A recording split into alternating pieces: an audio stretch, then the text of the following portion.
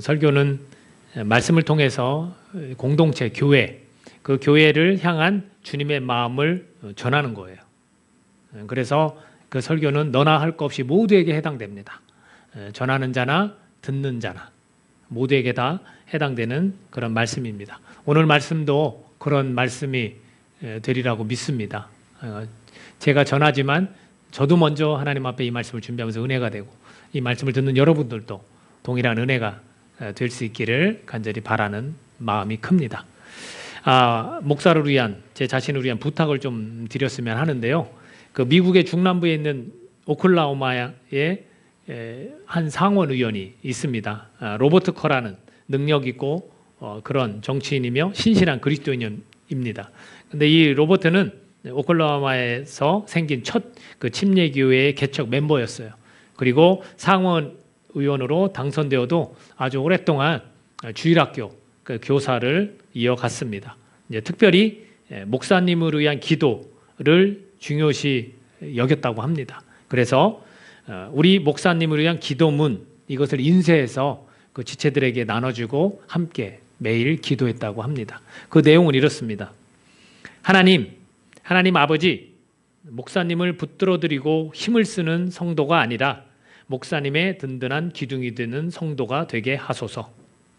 목사님의 손을 매는 족쇄가 되지 않고 돕는 손이 되게 하소서. 목사님을 이용해 내 허영심을 채우지 않게 하시고 양육과 말씀에 사용할 소중한 시간을 나에게 써달라고 떼쓰고 강요하지 않게 하소서. 모든 성도들이 목사님을 세우고 돕는 일에 헌신하게 하소서. 목사님은 내가 아닌 교회와 다른 사람들에게 더 많이 봉사할 수 있도록 제가 목사님과 교회를 더욱 섬기겠습니다. 예수님의 이름으로 기도드립니다. 아멘. 이런 글을 써서 성도들에게 나눠주고 우리 같이 목사님을 위해서 기도하자라고 했다고 합니다. 여러분, 나라를 위해서 일하는 그 자리는 국회의원이죠. 그죠? 국회의원들이 나라를 위해서 일한다고 합니다. 그럼 영혼을 위해 일하는 자들의 자리는 바로 목사예요, 목사. 그래서 우리가 각 교회마다 교육자들을 위해서 우리가 정말로 기도를 많이 힘써서 해야 됩니다. 그래서 여러분, 저를 위해서도 끊임없이 힘써서 기도해 주시기를 그렇게 부탁을 드립니다. 히브리서 13장 17절에 보면 너희를 인도하는 자들에게 순종하고 복종하라. 그들은 너희 영혼을 위하여 경성하기를 자신들이 청산할 자인 것 같이 하느니라. 그들로 하여금 즐거움으로 이것을 하게 하고 근심으로 하게 하지 말라. 그렇지 않으면 너희에게 유익이 없느니라. 그래서 제가 여러분에게 지금 저를 위해서 여러분이 기도를 꾸준히 해달라고 제가 부탁을 드리는 겁니다. 오늘 우리가 읽은 이 본문에 등장하는 예후라는 왕도 그 사람을 위해서 백성들이 열심히 기도했거나 아니면 주변에 가까이 있는 신하들이 많은 기도를 했더라면 더 온전하게 나라를 다스렸을 것이다 라고 생각을 합니다. 예후는 이스라엘의 왕이 되었습니다. 그가 왕이 될 수 있었던 것은 하나님의 명령이 있었어요. 하나님의 명령. 누구한테 했냐면 엘리야라는 선지자에게 하셨습니다. 엘리야의 마지막 사역이 있었는데 그 사역은 엘리사라는 후임자, 쉽게 말해 위임하는 그 일을 했어야 돼요. 근데 그 엘리사는 어떤 요청을 했었냐면 성령이 하시는 역사가 갑절이나 있기를 원합니다라고 했어요. 그러니까 사모하는 마음이 있었어요. 그래도 실제로 성경의 기록을 보면 엘리야보다 훨씬 더 그런 성령의 역사가 많이 기록되어 있습니다. 그리고 또 어떤 일이 있었냐면 아람 왕 하사엘을 세워라. 아람의 왕으로 하사엘을 세워라. 이런 명령이 있었고, 그리고 이스라엘의 왕으로 예후를 세워라. 이렇게 말씀을 하셨습니다. 그래서 그들에게 기름을 부었어요. 이게 엘리야가 한 마지막 그런 사역이었습니다. 이들에게 기름을 부으라는 하나님의 명령대로 사역을 잘 감당했습니다. 앞으로 이루어질 일에 대해서 명령을 그렇게 하셨습니다. 이 엘리사가 활동하던 그 시대에 북이스라엘의 왕은 아합이었어요. 아합. 그 7대 왕 아합. 근데 하나님은 그 아합에게 재앙을 말씀하셨어요. 성서에서 많은 기록된 그런 나쁜 왕, 그 왕이 누구냐면 아합이에요. 그래서 이방 나라의 공주 이세벨이라는 여인을 아내로 맞아들여서 우상을 섬겨 우상을 만드는 그런 일을 했고요. 그리고 바알신을 섬기고 하나님의 명령을 따르지 않았습니다. 그리고 특히나 나봇이라는 사람의 포도원을 살인하는 방법으로, 물론 그 아내인 이세벨이 그 계략 세워서 그렇게 그 사람을 죽였죠. 그래서 피를 흘리게 하는 방법으로 착취하고 빼앗은 그런 나쁜 그런 행위를 저지른 왕이었기 때문에 하나님께서 말씀하신 재앙을 실행을 하십니다. 그 실행을 하시는데 사용한 도구가 누구냐면 예후 왕이에요. 오늘 본문에 등장한 이 예후 왕입니다. 10장 10절 11절을 보면 이렇게 되어 있습니다. 그런즉 이제 너희는 알라 곧 여호와께서 아합의 집에 대하여 하신 말씀은 하나도 땅에 떨어지지 아니하리라. 여호와께서 그의 종 엘리야를 통하여 하신 말씀을 이제 이루셨도다 하니라.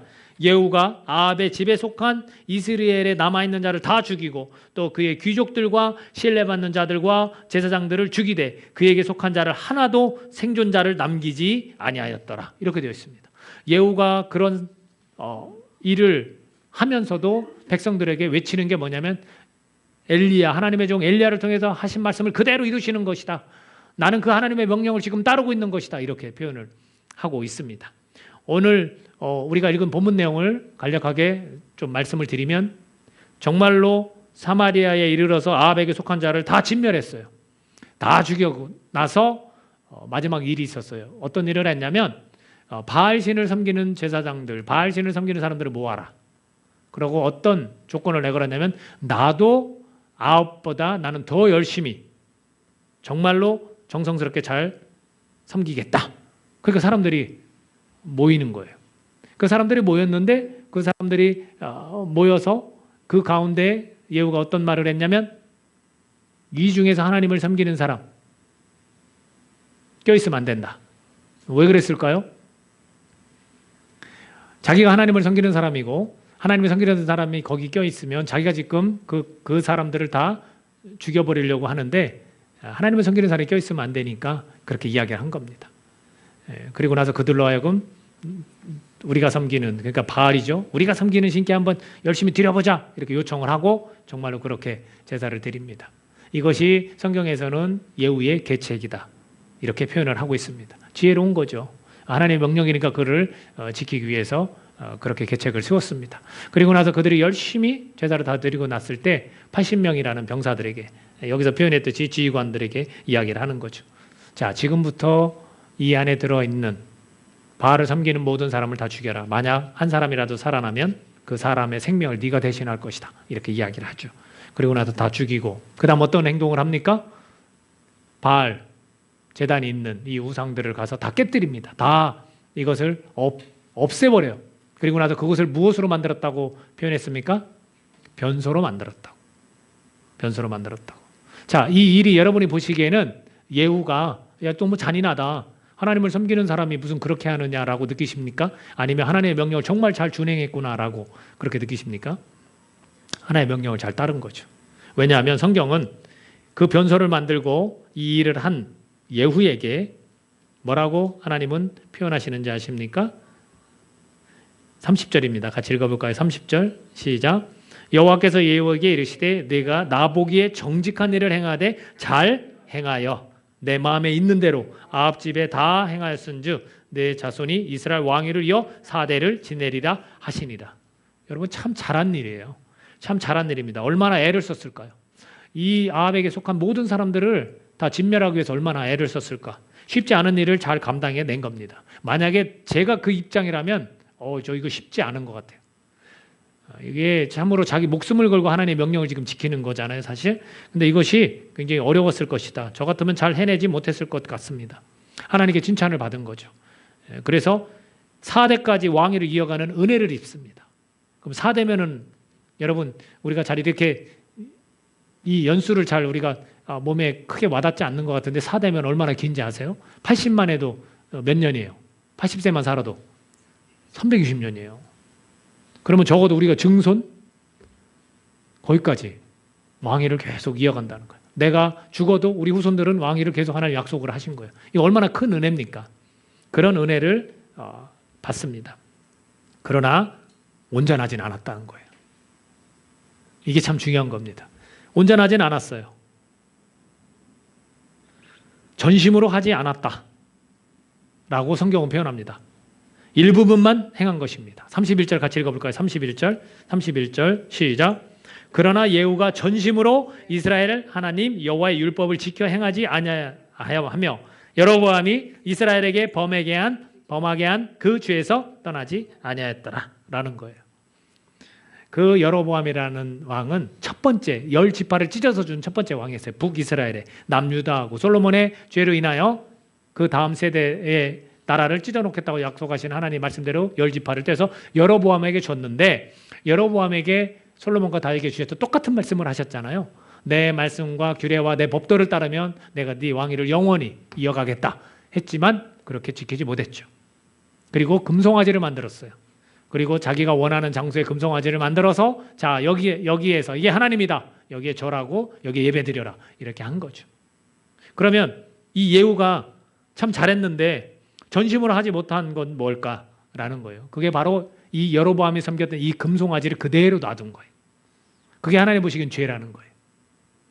다른 우상을 자기가 선호하고 그래도 우리 북이스라엘의 1대 왕인데 그 왕이 추진했던 걸 내가 어떻게 없이 할 수 있겠어? 하고 그대로 놔둔 거겠죠. 그래서 그것이 죄가 됐다고 이야기를 하고 있습니다. 29절 같이 읽어볼까요? 29절 시작. 이스라엘에게 범죄하게 한 느밧의 아들 여로보암의 죄 곧 베델과 단에 있는 금송아지를 섬기는 죄에서는 떠나지 아니하였더라. 잘 일을 처리하고 하나님의 명령을 잘 따랐지만 이것만큼은 내가 양보할 수 없어. 이것까지 하나님께 드릴 수 없어라는 생각을 했는지 몰라도 지금 그렇게 하나님 보시기에는 이 일부분만 행한 것으로 나와 있다라는 거죠. 여러분, 다른 것에 관심을 더 기울이며 살아가는 사람들이 그냥 쫙 스쳐 지나갔어요. 하나님을 섬긴다고 하면서 그 사람과 대화를 해보면 정말 하나님만 위해서 사는 사람인가? 라고 의구심이 들 정도의 사람들이 있습니다. 어떤 건지 몰라도 굉장히 다른 거에 막 집중해서 그에 관심을 가지고 살아가는 그 사람들이 스쳐 지나갔습니다. 신앙인들의 삶과 같아 보여서 저는 좀 답답한 마음이 들었어요. 하나님을 섬긴다면서. 하지만 이것도 우리가 받아들여야 하지 않을까라는 거예요. 우리가 전심으로 다하지 못하는 반쪽짜리 신앙인임을 우리가 인정해야 한다는 거예요. 우리는 그럴 수밖에 없는 존재들이 아닐까. 내가 하나님을 정말 잘 섬긴다고 해보지만 나는 그저 반쪽짜리 신앙인 것 같다. 그렇기 때문에 예수님이 계신 것이 아닐까요? 내가 그런 부족함이 있기 때문에 예수님이 계시고 그 예수님을 우리가 의지하고 찾게 되는 게 아닐까. 혼자 남겨두지 않으셨어요. 우리를 혼자 남겨두지 않으셨습니다. 예수님이 내 마음속에 자리 잡고 계시기에 그 나머지 반쪽을 채워주시는 거라는 거죠. 만약에 내가 잘하고 있어, 나는 온전하게 잘 드리고 있어 라고 생각한다면 예수님이 들어올 자리가 없는 거예요. 예수님과 성령님을 찾지 않는 거예요. 나는 반쪽이 아니야, 나는 잘하고 있어. 그러면 자기 의의가 드러나게 되는 게 아닌가.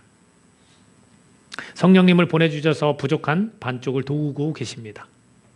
예수님을 믿는 자들에게 약속하신 그 보혜사 성령님이 우리와 함께 하시는 거예요. 그래서 우리 서로가 공동체로 묶여 있는 것입니다. 우리는 반쪽 신앙인이지만 성령의 사람들이 주님의 도움을 받아서 지체들을 위해 기도하고 또 함께 의지해 나가는 거죠. 누군가는 성령의 충만함을 우리가 누릴 수 있지 않겠습니까? 우리가 다 반쪽이지만, 반쪽짜리 신앙인이지만 누군가는 더 그 나머지를 성령으로 충만하게 채워서 내가 영적으로 조금 더 성숙해 가면서 연약한 지체들을 돌보고 함께 의지하는 그런 모습들로 이 교회를 하나님이 만드신 거예요. 또한 우리가 한 가지 더 생각해 볼 것은 이것을 뛰어넘어서 우리는 온전한 신앙인이 되려고 해야 한다는 거예요. 그냥 제자리에 머물러 있는 것이 아니라 그래 난 그저 반쪽이야 요것만 인정하는 것이 아니라 내가 좀 더 온전한 신앙인이 되어야지 라고 우리가 마음을 먹어야 되고 우리가 실천을 해야 됩니다. 우리는 성숙한 그리스도인이 되어야 하기 때문이에요. 여러분, 그렇다면 온전한 신앙을 어떻게 이루어 나갈 수 있을까요? 세 가지를 좀 말씀드리려고 합니다. 여러분, 온전한 신앙이란 첫 번째, 깨끗한 마음일 때 가능해진다는 거예요. 깨끗한 마음. 여러분, 깨끗한 마음이 뭘까? 하나님만을 섬기는 마음이 깨끗한 마음이에요. 여러분, 다른 것과 같이 섬길 수 없습니다. 예수님께서 말씀하셨습니다. 누가복음 16장 13절에서 집 하인이 두 주인을 섬길 수 없나니 혹 이를 미워하고 저를 사랑하거나 혹 이를 중히 여기고 저를 경히 여길 것임이니라. 너희는 하나님과 재물을 겸하여 섬길 수 없느니라. 그 대상이 재물이에요. 하나님을 섬기면서 재물을 사랑하고 재물만을 위해서 살아가는 그 모습, 그럴 수 없다라는 거죠. 근데 그 대상이 바뀔 수도 있지 않겠습니까? 물질이 아닐 수도 있어요. 명예를 쫓아서 가는 사람이 있을 수도 있어요. 자기가 이 사회적으로 굉장히 높은 지위에 올라가려고, 또 자기가 스포트라이트, 정말 집중되어져서 살아가려고, 인기를 누리려고, 그런 사람도 있을 수 있죠. 또 이성이 더 하나님보다 더 사랑하는 그런 대상이 될 수도 있는 거예요.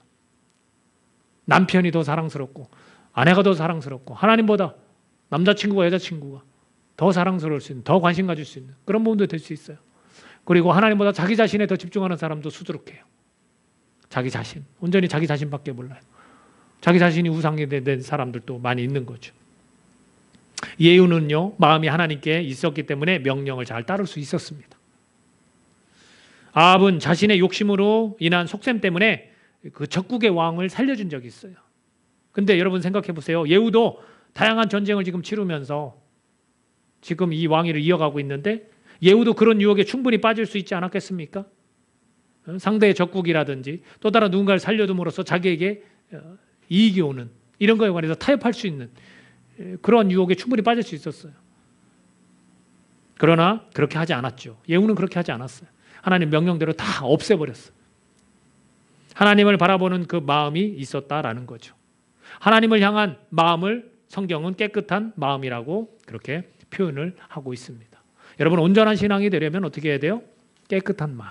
그 마음이 하나님을 딱 향해서 있어야 된다는 거예요. 반쪽은 하나님을 향하고 다른 쪽은 또 하나님이 하는 다른 것을 향하는 것 될 수가 없다는 거예요. 그래야만, 그런 깨끗한 마음이 있어야만 온전한 신앙이 될 수 있다는 겁니다. 두 번째는 우리가 성실하게 행할 때 온전한 신앙이 가능해진다는 거예요. 성실하게 행할 때. 이 성실하다는 것은 무엇을 뜻하는지 아십니까? 하나님과의 관계를 위한 우선순위. 내가 하나님과 더 가까워지기 위해서, 친밀해지기 위해서 우선순위로 차질 없이 지내는가라는 거예요. 항상 내 삶에서 내가 우선순위를 두는 게 하나님과 난 가까워지려고, 하나님과 친밀해지려고, 거기에 우선순위를 두고 그걸 잘 진행하면서 내가 살아가고 있는가라는 거예요.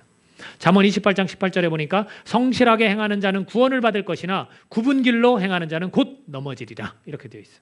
성실하게 행하는 자는 구원을 받을 것이다. 또 한 가지, 시편 31편 23절에서는 너희 모든 성도들아 여호와를 사랑하라. 여호와께서 성실한 자를 보호하시고 교만히 행하는 자에게 엄중히 갚으시느니라. 이거 개역 한글에 이렇게 되어 있습니다. 자, 이 두 글자 성실하다, 성실하다, 시편과 잠언에서 이야기하고 있는데 이것을 좀 더 잘 이해하기 위해서 좀 영어로 보면 좀 좋더라고요. 그래서 페이스풀이라고, 잠언에서는 페이스풀이라고 되어 있습니다. 충실한, 독실한. 충실하고 독실한 사람, 신실하게 행하는 사람은 구원을 받을 것이라, 이렇게 되어 있는 거고요. 시편은 blameless라고 나무랄 데 없는, 아무 죄도 없는, 이런 뜻이에요. 그게 성실이에요. 성실하다는 것. 그러니까 이것은, 성실은 무엇을 그럼 뜻합니까? 이것은 하나님과의 관계예요. 나무랄 데 없고 죄가 없다라는 거. 하나님은 죄를 싫어하세요. 그렇죠? 우리 너무나 잘 아는 이야기예요. 그러니까 죄가 없는 거예요. 그게 성실이에요. 이게 하나님과의 관계 속에서, 그 거룩한 분과의 관계 속에서 이루어져요. 그리고 신실하다, 충실하다, 독실하다는 누구예요? 하나님을 믿는 거를 말하는 거예요. 그러니까 이거는 하나님과의 관계고 하나님 앞에서의 행함이 성실입니다. 그냥 부지런하고 성실하다, 제 일찍 일어나서 일도 하고 또 저녁에도 일찍 자고 자기가 맡은 일도 잘 감당한다, 이걸 성실하다고 일반적으로는 그렇게 얘기하지만 성경에서 말하는 성실은 하나님과의 관계예요. 그리고 하나님 앞에서의 어떻게 사느냐의 그 행함, 모습이라는 거예요. 우리가 성실하게 행할 때 온전한 신앙이 가능해진다라는 거.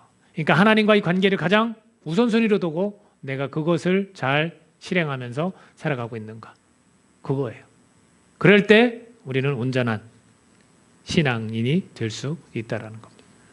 그리고 세 번째가 온전한 신앙은 일부가 아닌 전부를 드릴 때 가능해집니다. 일부가 아닌 전부를 드릴 때 온전한 신앙은 가능해져요. 여러분 예배 따로 삶 따로 하면 되겠습니까? 그러면 안 되는 거예요. 여러분 우리가 말씀 듣고 또 성경 공부하면서 진리를 입력은 해요. 근데 출력은 세상의 가치로 우리가 살아간다는 거예요. 진리로 가득 듣고는 있지만 삶에서는 이 세상의 가치를 두고 막 고민하고 결정하고 그렇게 살아가는 거예요. 외국의 한 교회에서 참된 예배를 드리는 곳이 있다는 소문을 듣고 찾아간 목사님 한 분이 계셨다고 합니다. 뭔가 특별한 것이 있나 하고 기웃거렸겠죠. 그런데 예배가 끝날 때까지 도대체 다른 교회와 무엇이 다른지를 알 수 없었어요. 찬양도 평범했고요. 그렇다고 말씀이 또 유독 좋은 것도 아니었습니다. 이상하게 여겼던 이 목사님이 교회를 나가는 순간 그 이유를 알 수 있었습니다. 근데 그것은 뭐냐면 나가는데 문 위에 이런 현수막이 걸려 있었습니다. 우리의 예배는 이 예배당을 나가면서부터 시작됩니다. 우리의 예배는 이 예배당을 나가면서부터 시작됩니다.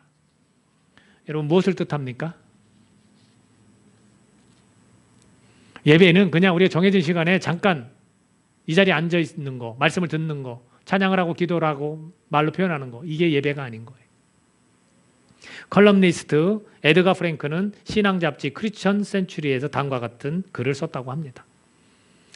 제가 아는 어떤 사람은 일하는 공장의 작업대를 제단으로 생각했고 마트에서 일하는 어떤 사람은 계산대를 예배처소로 생각했습니다. 어떤 사람은 업무를 보는 책상을, 어떤 주부는 거실과 주방을 예배드리는 곳으로 생각했습니다. 이런 사람들이 점점 많아져서 평범한 환경이 우리의 성전이 될 때 하나님의 사랑이 온 세상에 퍼져나갈 것입니다.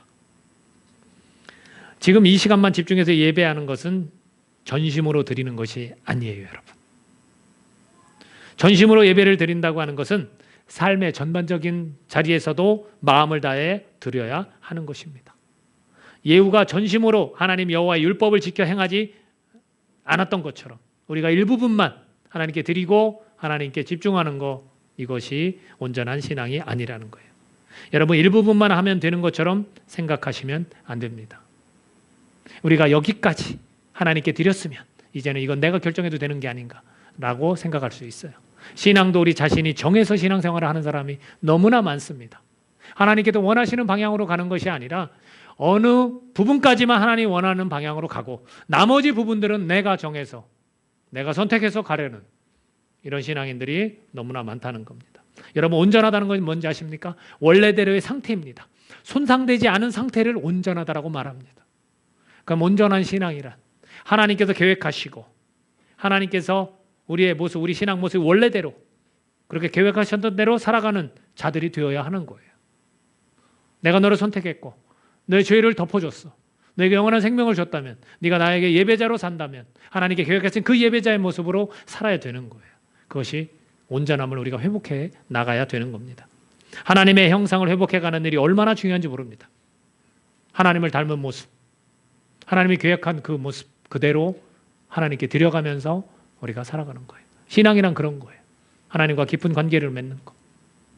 우리가 깨끗한 마음으로 하나님만을 그렇게 바라볼 수 있는 것.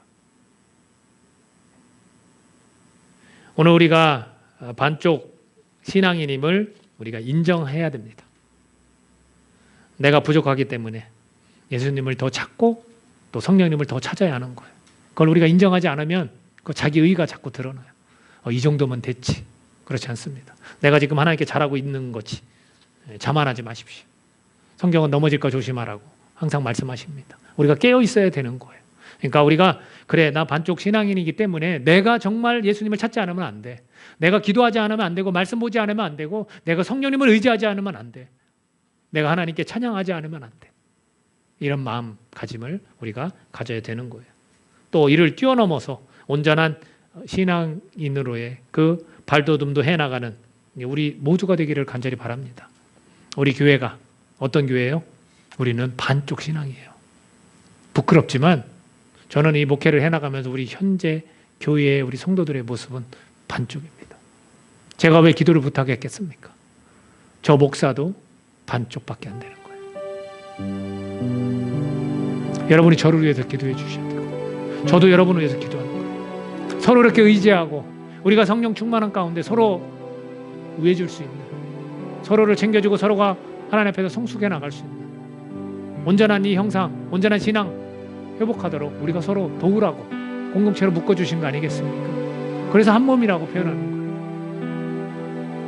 오늘 우리가 정말 우리 현실을 바라보고 우리가 반쪽 신앙이구나, 그것을 인정할 수 있기를 원합니다.